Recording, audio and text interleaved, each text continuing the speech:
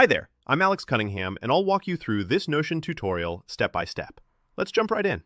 Today, I'm going to walk you through how to create a user feedback form in Notion using Notion Forms. By the end of this tutorial, you'll know exactly how to set up a simple, effective form for collecting feedback from anyone, whether it's your clients, your team, or your community.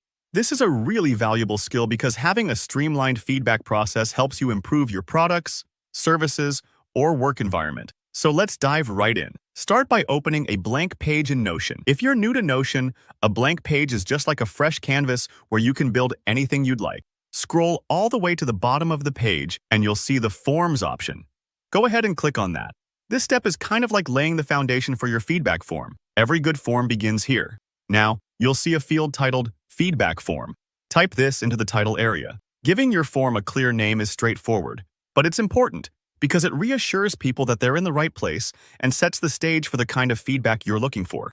If you want to make your form stand out even more, Notion allows you to add a cover image and an icon. These might seem like small details, but they actually help make your form more inviting and visually clear. For example, if you're gathering feedback for a creative project, consider using an icon that's playful or a cover that matches your brand's colors. It's a gentle way to communicate professionalism and care. Next up is the heart of your form. Writing your questions. Your questions will shape the kind of feedback you receive. Think about your situation or your line of work. Are you collecting opinions on a recent team meeting, gauging satisfaction with a new app feature, or just looking for general thoughts?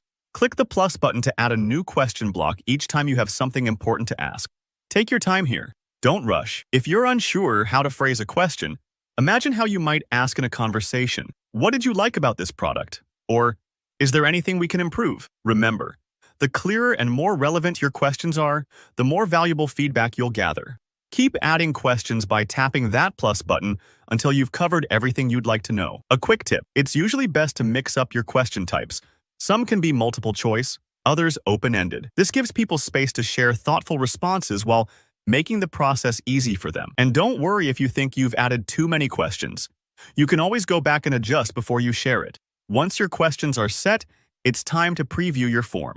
This is like taking a step back to look at your work from another angle.